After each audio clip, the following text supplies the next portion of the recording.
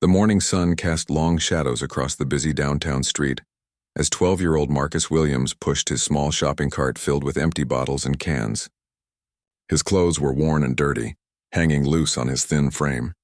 His sneakers had holes that let in the cold autumn air. Most people walking past him pretended not to see him, their eyes looking straight ahead as they hurried to their important jobs and meetings. Marcus had been living on the streets for 8 months now. After his mother died from cancer and no relatives came forward to claim him, he had run away from the foster home where the older kids bullied him and stole his food. The streets were dangerous, but at least here he could make his own choices. He had learned to survive by collecting recyclables, sleeping in doorways when security guards weren't looking, and finding food from restaurant dumpsters behind fancy hotels. Every morning, Marcus walked the same route through the business district. He knew which office buildings had the best recycling bins and which security guards would chase him away. He had become invisible to most people, just another piece of the urban landscape that successful people stepped around without thinking. On this particular Tuesday morning, Marcus noticed something different.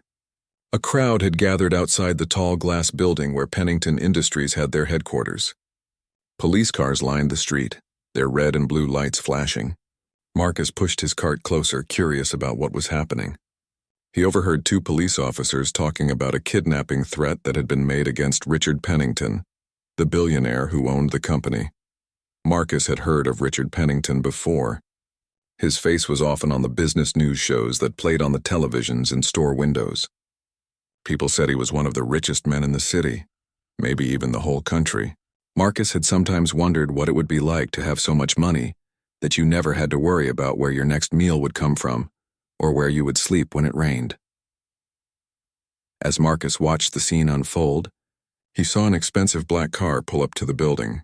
The crowd of reporters and photographers surged forward. Security guards in dark suits formed a protective circle as a tall man in an expensive gray suit stepped out of the car. Even from a distance, Marcus recognized Richard Pennington from the pictures he had seen. The businessman looked confident and calm despite all the chaos around him. Marcus noticed something that made his heart race. 3 men dressed as construction workers were standing near a delivery truck parked across the street. They were watching Richard Pennington very carefully, and something about their behavior seemed wrong. While real construction workers would be focusing on their job or equipment, these men were only interested in the billionaire. One of them kept checking his watch and whispering to the others. The boy remembered overhearing the police officers mention that the kidnapping threat involved people who might be disguised as workers. Marcus felt a chill run down his spine as he realized what he might be witnessing. These men were probably the kidnappers, and they were getting ready to make their move. Marcus looked around for a police officer to tell, but they were all busy controlling the crowd of reporters or protecting the main entrance to the building. The fake construction workers were slowly moving closer to where Richard Pennington was walking. The billionaire's security guards were focused on the crowd of media people and not paying attention to the workers who seemed to belong in the area. The homeless boy knew he had to do something quickly. His hands shook as he abandoned his shopping cart and ran toward the building. Several security guards saw him coming and moved to block his path. They probably thought he was just another street kid trying to get close to the famous businessman, maybe to ask for money. "Stop right there, kid," one of the guards said firmly. "You can't come any closer." "Please, you have to listen to me," Marcus said urgently, trying to catch his breath. "Those men over there, the ones dressed like construction workers, they're not real workers. I think they're the kidnappers everyone is looking for." The security guard looked skeptical. "Kid, we don't have time for games. You need to move along." Marcus felt frustrated and desperate. He could see that Richard Pennington was getting closer to where the fake workers were positioned. In just a few more minutes, they might grab him and disappear before anyone could stop them. The boy knew that if he didn't act now, something terrible might happen. "I'm telling the truth," Marcus insisted, his voice getting louder. "I've been watching them for the past 10 minutes. They keep looking at Mr. Pennington and checking their watches. Real construction workers don't act like that. Please, you have to believe me." The security guard was about to dismiss the boy again when he noticed the serious expression on Marcus's face. Something about the way the homeless child was speaking made him pause. The guard had been trained to take all security threats seriously, even if they came from unexpected sources. "What exactly did you see?" the guard asked, his tone becoming more professional. Marcus quickly explained everything he had observed. He pointed out the three men and described their suspicious behavior. As he spoke, the security guard used his radio to quietly alert the other members of the protection team. Within seconds, several guards were repositioning themselves to get a better view of the construction workers Marcus had identified. The guard looked through his binoculars and immediately saw what Marcus had noticed. The three men were indeed behaving strangely. They had no construction equipment with them, and their clothes looked too clean and new. Most importantly, they were paying far too much attention to Richard Pennington's movements. "Good eye, kid," the guard said into his radio. "We have 3 suspicious individuals posing as construction workers. Moving to intercept now." Marcus watched as the security team smoothly surrounded the fake workers. The kidnappers realized they had been discovered and tried to run, but it was too late. Within minutes, all 3 men were in handcuffs, and police officers were reading them their rights. Richard Pennington, who had been safely escorted back to his car during the commotion, asked his head of security what had happened. When he learned that a homeless boy had prevented his kidnapping, the billionaire insisted on meeting the young hero who had saved his life. Marcus stood nervously by the police cars, watching as the officers finished arresting the 3 kidnappers. His heart was still beating fast from all the excitement. He had never been involved in anything this important before. Part of him wanted to disappear back into the crowd and continue with his normal routine of collecting bottles and cans. But the security guards had asked him to stay and give a statement to the police. A tall police detective with kind eyes approached Marcus. "Son, I'm Detective Rodriguez. I understand you're the one who spotted these criminals before they could hurt anyone. That was very brave of you. Can you tell me exactly what you saw?" Marcus nervously repeated his story, explaining how he had noticed the fake construction workers acting suspiciously. Detective Rodriguez listened carefully and took notes. As they talked, Marcus became aware that many people were staring at him. News reporters were pointing cameras in his direction, and he could hear them talking excitedly about the homeless boy who had saved the billionaire. "You did something really important today," Detective Rodriguez told him. "These men had weapons and detailed plans to kidnap Mr. Pennington. If you hadn't spoken up when you did, this situation could have ended very badly." Just then, Richard Pennington himself walked over to where Marcus was standing. Up close, the billionaire looked even more impressive than he did in photographs. His expensive suit was perfectly tailored, and his shoes probably cost more than most people earned in a month. But when he looked at Marcus, his expression was warm and grateful.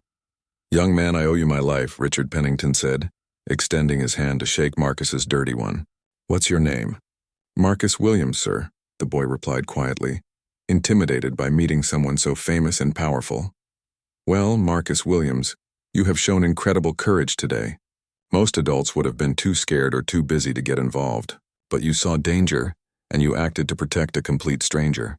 That says something very special about your character." Marcus didn't know what to say. He had never received praise like this from anyone, let alone from one of the most successful men in the country. "I just did what seemed right," he mumbled. Richard Pennington noticed Marcus's worn clothes and thin appearance. His experienced eyes could tell that this boy had been living a very difficult life. "Marcus, where are your parents?" "Are they here?" The question made Marcus look down at his feet. "My mom died last year, sir. I don't have any family." The billionaire's expression became even more serious. "Where have you been living?"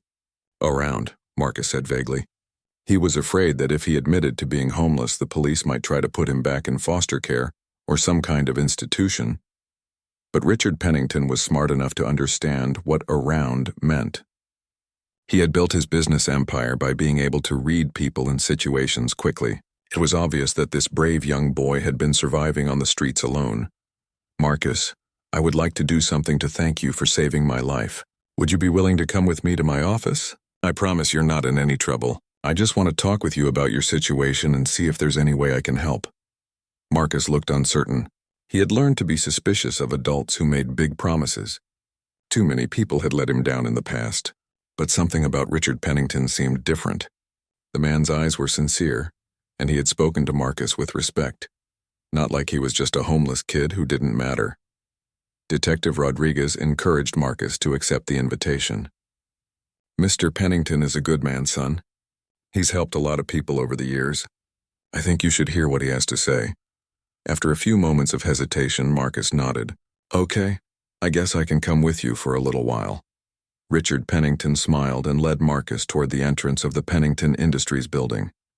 As they walked, the billionaire explained that he wanted to learn more about Marcus's life and see if there was any way to improve his situation. He also wanted to make sure that Marcus received proper recognition for his heroic actions. Inside the building, Marcus felt overwhelmed by the luxury around him. The lobby had marble floors, crystal chandeliers, and expensive artwork on the walls. Everything was clean and perfect, so different from the dirty streets and alleyways where he had been living. Employees in expensive business clothes hurried past, carrying important documents and talking on their phones about deals worth millions of dollars. They took a private elevator to the top floor, where Richard Pennington's executive office was located. The office was bigger than most apartments, with floor-to-ceiling windows that offered an amazing view of the entire city. Marcus could see the park where he sometimes slept, the shopping district where he collected recyclables, and the river where he went to wash his clothes. "Please, sit down," Richard Pennington said, gesturing to a comfortable leather chair. "Can I get you something to eat or drink? You look like you might be hungry." Marcus realized he was indeed very hungry. He had only found half a sandwich in a dumpster that morning, and all the excitement had made him forget about his empty stomach. "Maybe just some water, sir." But Richard Pennington called his assistant and asked her to bring a full meal from the executive dining room. Within minutes, Marcus was presented with more food than he had seen in weeks. There was fresh bread, hot soup, a sandwich made with real turkey and cheese, fresh fruit, and even a slice of chocolate cake. As Marcus ate, Richard Pennington asked him questions about his life. Where had he been living? How did he find food? Was he going to school? What were his dreams for the future? The billionaire listened carefully to every answer, his expression becoming more concerned as he learned about the hardships this young boy had been facing alone. "Marcus, what you did today was extraordinary," Richard Pennington said finally, "but I'm troubled to learn that someone with your intelligence and courage has been living on the streets. No child should have to survive the way you've been surviving." Marcus looked up from his food, wondering where this conversation was leading. "I want to make you an offer," the billionaire continued. "It's not just a reward for saving my life, though you certainly deserve that. It's an opportunity for you to build a better future for yourself. But before I explain what I'm thinking, I want you to know that the choice will be entirely yours. No one is going to force you to do anything you don't want to do." Marcus set down his fork and looked directly at Richard Pennington, waiting to hear what the billionaire had in mind. His stomach was full for the first time in months, and he felt more alert and hopeful than he had in a long time. But he also felt nervous about what kind of offer someone this powerful might make. "Marcus, I've been thinking about your situation since we met this morning," Richard Pennington began. "You're clearly intelligent, observant, and brave. You have qualities that many successful people never develop, even with all the advantages in the world. But right now you're wasting your potential just trying to survive each day."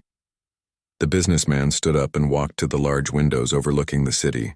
"I built this company from nothing. My father was a construction worker, and my mother cleaned office buildings at night to help pay our bills. We weren't homeless, but we were poor. I understand what it's like to feel like the world is against you." Marcus listened carefully. He had never imagined that someone as rich as Richard Pennington could have come from a background of struggle. "When I was your age, a teacher saw something in me and helped me get a scholarship to a better school. That one opportunity changed the entire course of my life. It gave me access to education, mentors, and experiences that I never could have had otherwise. Now I want to offer you a similar opportunity." Richard Pennington turned back to face Marcus. "I want to provide you with a safe place to live, proper food and clothing, and most importantly, the best education available. I'm not talking about just sending you back to a regular public school.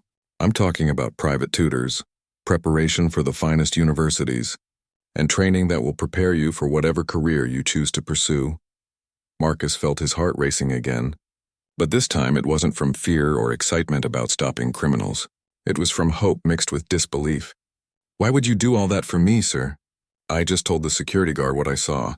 Anyone would have done the same thing." "That's where you're wrong, Marcus. Most people wouldn't have gotten involved.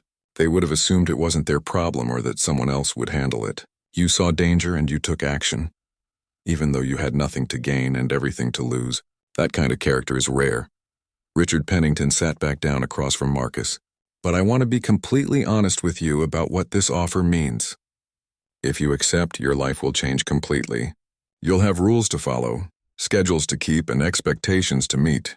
You'll need to work hard in your studies and behave responsibly. It won't always be easy. Marcus thought about this. Structure and rules sounded scary after months of making his own decisions about everything. But he also remembered how exhausting and dangerous it was to live on the streets. Every night he went to sleep hungry and cold, never knowing if someone might hurt him or if the police might chase him away from whatever shelter he had found. "Where would I live?" Marcus asked. "I have a large house in the suburbs with plenty of room. My wife passed away 3 years ago, and my own children are grown and living their own lives. The house feels very empty now. You would have your own bedroom, bathroom, and study area. We would hire tutors to work with you privately until you're ready to enter a traditional school again." Marcus tried to imagine living in a real house with his own room. He hadn't slept in a real bed since he left the foster home. What if it doesn't work out? What if I'm not smart enough to do well in school, or what if you decide you don't want me around anymore? Richard Pennington smiled. "Marcus, anyone intelligent enough to spot trained criminals when experienced security guards miss them is definitely smart enough to succeed in school. As for not wanting you around, I don't make commitments lightly. If you agree to this arrangement, I'm committed to supporting you until you're old enough to be independent. That's not just for a few months or a year. I'm talking about seeing you through high school, college, and beyond." The boy felt overwhelmed by the generosity of this offer, but he also felt suspicious. His experiences had taught him that adults often made promises they didn't keep. "What do you get out of this, Mr. Pennington?" "There has to be something you want in return." The billionaire nodded approvingly. "That's a smart question, and I respect you for asking it. What I get is the satisfaction of knowing that I've helped someone with great potential achieve their dreams. I also get the company of an intelligent young person who can help make my big house feel more like a home again." Richard Pennington paused and looked out the window again. "Marcus, I've been very successful in business, but success in making money doesn't always translate to success in making a difference in the world. Helping you build a better life would be one of the most meaningful things I could do with my wealth." Marcus sat quietly for several minutes, thinking about everything he had heard. The offer was almost too good to believe, but Richard Pennington seemed sincere. The man had no reason to lie to him or trick him. He was already rich and successful. He didn't need anything from a homeless boy. "Can I ask you something, sir?" Marcus said finally. "Of course. Ask me anything you want. If I come to live with you, will I still be able to help people? I mean, will I be able to do things that matter like what happened today?" Richard Pennington smiled broadly. "Marcus, with a good education and the right opportunities, you'll be able to help far more people than you ever could living on the streets. You could become a doctor and save lives, a lawyer and fight for justice, a teacher and inspire other young people, or even a businessman and create jobs for thousands of people. The choice will be yours." Marcus felt something he hadn't experienced in a very long time. For the first time since his mother died, he felt like he might have a real future to look forward to. Not just surviving from day to day, but actually building a life with purpose and meaning. "Mr. Pennington, I'm scared," Marcus admitted. "I've been taking care of myself for so long that I don't know if I remember how to let someone else help me. But I think I want to try." Richard Pennington reached across and gently placed his hand on Marcus's shoulder. "Being scared is perfectly normal, son. Any major change in life is frightening, even when it's a positive change. But courage isn't about not being afraid.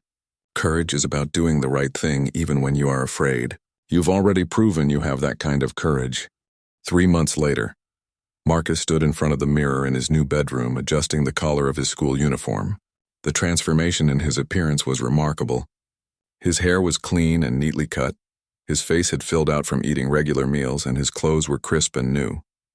But the biggest change was in his eyes, which now held confidence and hope instead of the wariness and fear he had carried during his months on the streets. Living with Richard Pennington had been an adjustment period filled with challenges and surprises. The billionaire's house was even larger than Marcus had imagined, with 12 bedrooms, a library that contained thousands of books, and grounds that stretched for several acres. At first, Marcus had felt lost and overwhelmed in such a grand environment. He was used to living in small, confined spaces, and the spaciousness of his new home made him feel almost dizzy. The first few weeks had been particularly difficult. Marcus had trouble sleeping in such a comfortable bed after months of sleeping on cardboard and concrete. He would often wake up in the middle of the night, temporarily forgetting where he was and feeling panicked until he remembered that he was safe. Richard Pennington had been patient and understanding during these adjustment periods, never making Marcus feel ashamed of his difficulties. The billionaire had kept every promise he made. Marcus now had 3 private tutors who worked with him on different subjects. Mrs. Chen taught him mathematics and science, helping him catch up on all the schooling he had missed while living on the streets. Professor Williams worked with him on reading, writing, and literature, introducing him to books and authors he had never heard of before. Mr. Jackson focused on history and social studies, helping Marcus understand how the world worked beyond his limited street experience. At first, Marcus had struggled with the academic work. He discovered that there were huge gaps in his education from all the school he had missed. Simple math problems that other kids his age could solve easily left him feeling frustrated and stupid. Reading assignments that should have taken an hour stretched into entire afternoons as he looked up unfamiliar words and tried to understand complex ideas. But gradually, his natural intelligence began to shine through. Mrs. Chen discovered that Marcus had an exceptional ability to understand mathematical concepts once they were explained clearly. He could solve complex problems in his head and see patterns that many students missed. Professor Williams found that Marcus had a gift for writing. His essays about his experiences on the streets were so powerful and moving that she encouraged him to keep a daily journal. Richard Pennington made sure that Marcus's education went beyond just academic subjects. He arranged for Marcus to take piano lessons, tennis lessons, and even horseback riding. The billionaire believed that a well-rounded education included exposure to arts, sports, and activities that would help Marcus feel comfortable in any social situation he might encounter in the future. The relationship between Marcus and his benefactor had evolved into something deeper than either of them had expected.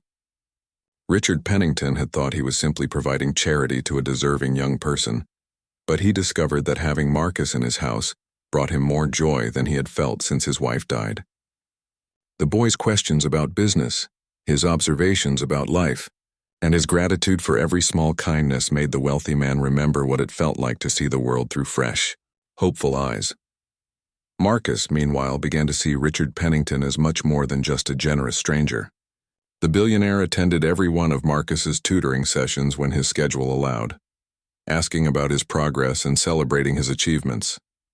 When Marcus struggled with a particularly difficult math concept or felt discouraged about his reading level, Richard Pennington would sit with him and share stories about his own educational challenges as a young person. The billionaire also made sure that Marcus understood the responsibility that came with his new opportunities.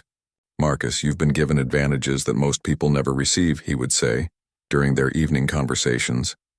"With those advantages comes an obligation to use them well, not just for your own benefit, but to help others who are still struggling the way you once were." These conversations helped Marcus develop a sense of purpose that went beyond just being grateful for his rescue from homelessness. He began to think seriously about what kind of career he wanted to pursue and how he could use his future success to make a difference in the world. One evening, as they sat in the library after Marcus had finished his homework, Richard Pennington made an announcement that would change their relationship even more dramatically. "Marcus, I've been thinking about something for several weeks now, and I want to discuss it with you," the billionaire began. "You've been living here for 3 months, and in that time you've become much more than just someone I'm helping. You've become like family to me." Marcus looked up from the book he was reading, curious about where this conversation was heading. "I've spoken with my lawyers about a legal matter that I hope you'll consider," Richard Pennington continued. "I would like to formally adopt you as my son. This would mean that you would legally become a member of my family, with all the rights and responsibilities that entails." Marcus felt his heart stop beating for a moment. He had dreamed of having a real family again, but he had never imagined that it might actually happen. "You want to adopt me?" "Really? I do, son, but I want you to understand what this means. If you agree to this adoption, you would inherit a significant portion of my wealth when I die. More importantly, you would carry the Pennington name, which comes with certain expectations and responsibilities. People will judge you more harshly because of your connection to me, and they will expect you to live up to high standards." Marcus set down his book and looked directly at Richard Pennington. Mr. Pennington, 3 months ago I was sleeping in doorways and eating out of garbage cans. You saved my life and gave me opportunities I never could have imagined. If you want me to be your son, I would be honored to accept. Richard Pennington smiled with more happiness than Marcus had ever seen on his face. Then it's settled. I'll have my lawyers begin the adoption process immediately. But Marcus, there's one more thing I want to discuss with you. Something that I think will help you understand just how much this adoption means to me. The billionaire walked to his desk and pulled out a photograph. It showed a much younger Richard Pennington standing next to a woman and a small boy. This is a picture of my late wife Margaret and our son David. David would have been about your age now if he had lived. Marcus looked at the photograph, seeing the sadness in Richard Pennington's eyes as he remembered his lost family. What happened to them, sir? They died in a car accident 8 years ago. A drunk driver ran a red light and hit their car while they were coming home from David's baseball game. I thought I would never recover from losing them, and for a long time I didn't care about anything except work. Richard Pennington put the photograph back on his desk. But then you came into my life, Marcus. You gave me a reason to care about the future again. You reminded me what it feels like to be proud of someone, to worry about someone, and to hope for someone's dreams to come true. In many ways, you've saved my life just as much as I've saved yours. 2 years had passed since the adoption was finalized, and Marcus Pennington had grown into a confident and accomplished young man. At 14, he was already taking advanced high school courses and scoring in the top percentile on standardized tests. His tutors constantly marveled at his rapid progress and his ability to absorb complex information. But more importantly, he had developed the character and values that his adoptive father had hoped to instill in him. The transformation was evident not just in Marcus's academic achievements, but in his desire to help others. Every weekend he volunteered at a homeless shelter downtown, serving meals and talking with people who reminded him of his former life on the streets. He also spent time at the children's hospital, reading stories to young patients and playing games with kids who were stuck in bed for long periods. Richard Pennington watched these activities with immense pride. He had given Marcus every advantage that money could buy, but he was most pleased to see that his son had chosen to use those advantages to serve others, rather than simply to enjoy a life of luxury and privilege. One Saturday morning, Marcus approached his father with an idea that had been developing in his mind for several months. They were having breakfast together in the sunroom, as had become their weekend tradition.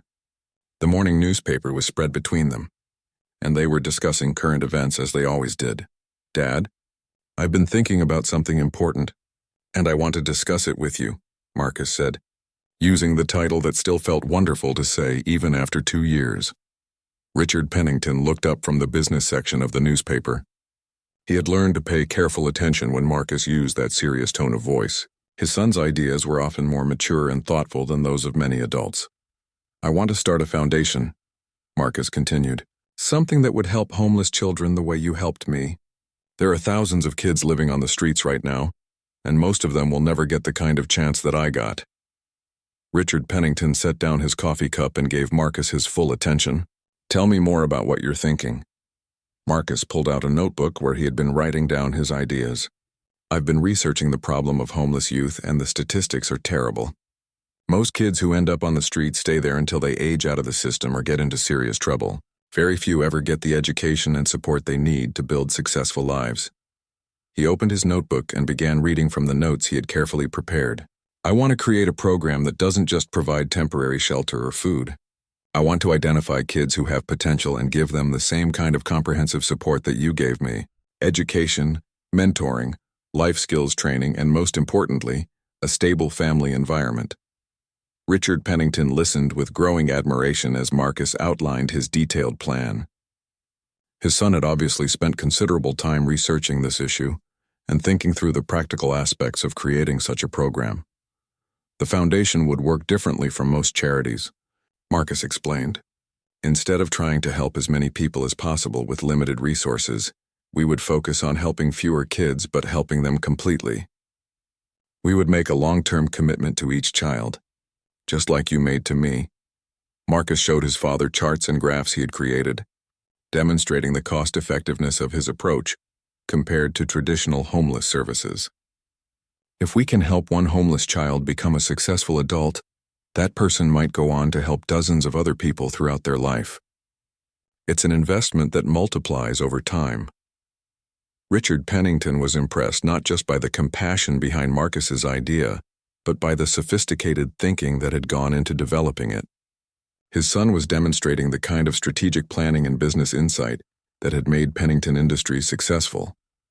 "This is a remarkable proposal, Marcus," he said finally. "But starting a foundation is a huge responsibility. It would require significant financial resources, careful management, and years of dedicated work. Are you prepared for that kind of commitment?"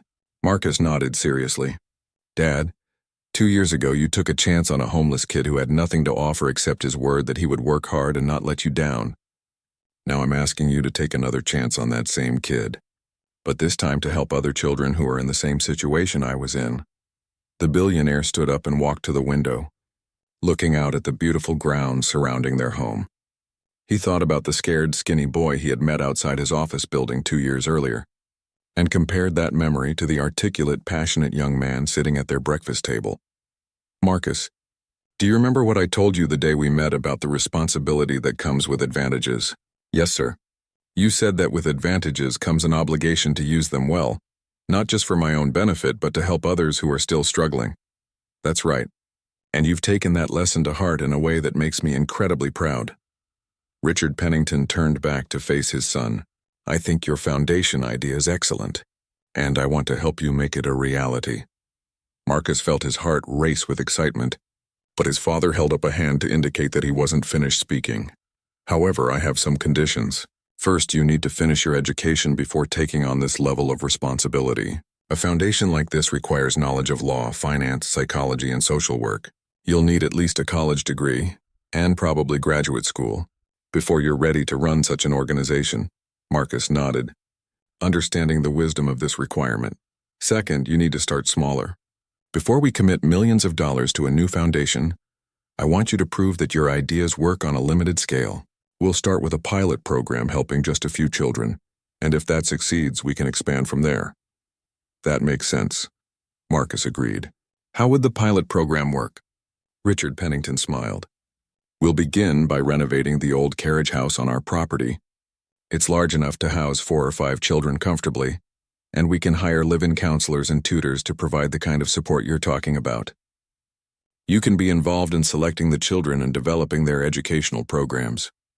Marcus felt overwhelmed with gratitude and excitement. His father was not only supporting his dream but helping him think through how to implement it responsibly and effectively. "There's one more condition," Richard Pennington added. "This foundation will be your project, Marcus, but I want you to understand that with it comes great responsibility. The children we help will be depending on us completely, just like you depended on me. We can never give up on them, no matter how difficult things become or how long it takes them to succeed." "I understand, Dad, and I promise I won't let them down the way you never let me down." Richard Pennington walked over and put his arm around his son's shoulders. "Marcus, 2 years ago you saved my life by preventing a kidnapping. But what you've done since then is even more important. You've saved my life by giving me purpose and meaning again. Now you're ready to start saving other lives as well." 5 years later, Marcus Pennington stood before a packed auditorium at Harvard University, delivering the commencement address as the valedictorian of his graduating class. At 19, he had completed his undergraduate degree in social work and business administration with highest honors, while simultaneously earning a master's degree in nonprofit management.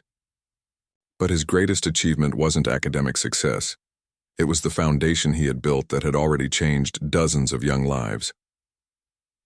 The Pennington Foundation for Homeless Youth had started with the pilot program in the renovated carriage house, just as his father had suggested.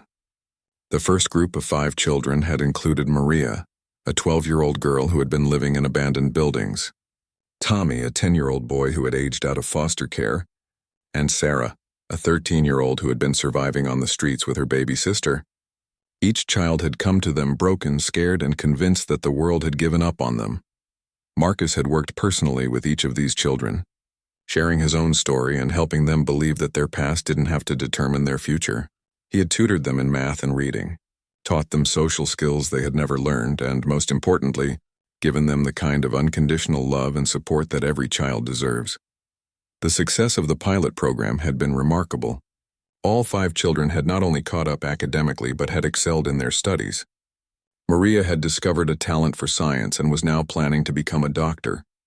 Tommy had shown exceptional artistic ability and was attending a prestigious art school on a full scholarship. Sarah had become passionate about social justice and wanted to become a lawyer who specialized in children's rights. As word spread about the foundation's success, donations began pouring in from other wealthy individuals who wanted to support Marcus's work. The program had expanded to include 3 residential facilities that could house a total of 30 children at any given time. More importantly, the foundation had developed a comprehensive support system that continued to help its graduates throughout their college years and into their professional careers. Richard Pennington sat in the front row of the Harvard auditorium, tears of pride streaming down his face as he listened to his son's speech. Marcus was talking about the power of second chances and the responsibility that successful people have to lift up those who are struggling. The audience was completely captivated by his words, giving him several standing ovations throughout the address. 7 years ago, I was a homeless child with no future and no hope, Marcus said, his clear voice carrying to every corner of the auditorium. I was saved not by a government program or a charity handout, but by one person who saw potential in me and was willing to invest in that potential completely and permanently. Marcus looked directly at his father as he continued. That experience taught me that changing a life isn't just about providing money or temporary assistance. It's about believing in someone when they don't believe in themselves, and making a commitment that lasts long enough for them to develop the skills and confidence they need to succeed. The young man paused and smiled as he saw his father wiping away tears. Today, the Pennington Foundation has helped over 200 homeless children build new lives. 93% of our graduates have completed high school, 78% have gone on to college, and 52% have already graduated from college or trade school. But more importantly, they have all learned that they have value, that they have potential, and that they have people who believe in them unconditionally. The audience erupted in applause, but Marcus held up his hand to indicate that he wasn't finished. The real heroes in this story aren't the wealthy donors or the foundation staff, he continued. The real heroes are the children who had the courage to trust again after being disappointed so many times, who worked harder than anyone should have, to work just to reach the starting line that other kids take for granted, and who chose to use their own success to help others rather than simply to escape from their past. Marcus spoke about Maria, who was now in her 2nd year of medical school and volunteering at free clinics in low-income neighborhoods. He talked about Tommy, whose artwork was being displayed in galleries and who taught art classes to homeless children on weekends. He mentioned Sarah, who had just been accepted to law school and was already working as an advocate for children in the foster care system. These young people understand something that many successful people never learn, Marcus said. They understand that true success isn't measured by what you achieve for yourself, but by what you achieve for others. They know that having been given a second chance creates an obligation to provide second chances for other people. As Marcus concluded his speech, he announced a major expansion of the foundation's work. Thanks to a matching grant program that Richard Pennington had helped him develop, the foundation would be opening new facilities in 10 additional cities over the next 5 years. The goal was to help over 1,000 homeless children during that time period. But we're not just expanding to help more children, Marcus explained. We're also training other organizations to use our methods and approach. We want to prove that this model can work anywhere, implemented by anyone who is willing to make the long-term commitment that these children deserve. After the ceremony, as families and friends gathered to celebrate with the new graduates, Marcus and Richard Pennington found a quiet moment together outside the auditorium. I'm so proud of you, son, Richard Pennington said, embracing Marcus warmly. You've accomplished more in 5 years than most people accomplish in a lifetime. Marcus shook his head. Dad, everything I've accomplished has been possible because of what you did for me. You didn't just save me from homelessness. You taught me that success means using your advantages to help others who don't have those same advantages.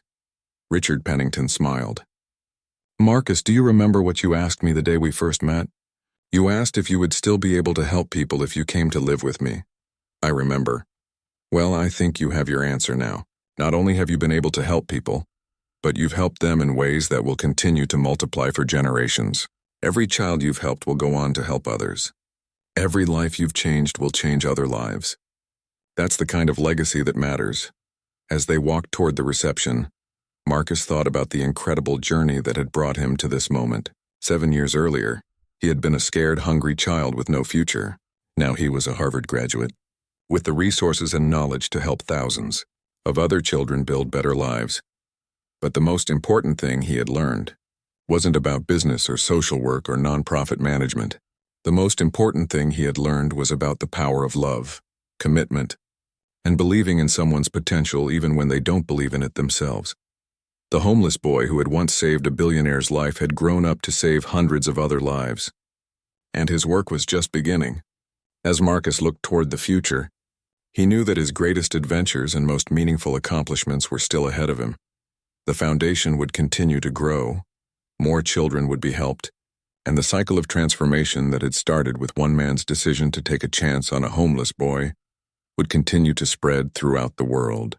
It was proof that heroism comes in many forms, and that sometimes the greatest heroes are the ones who choose to use their second chances to give second chances to others.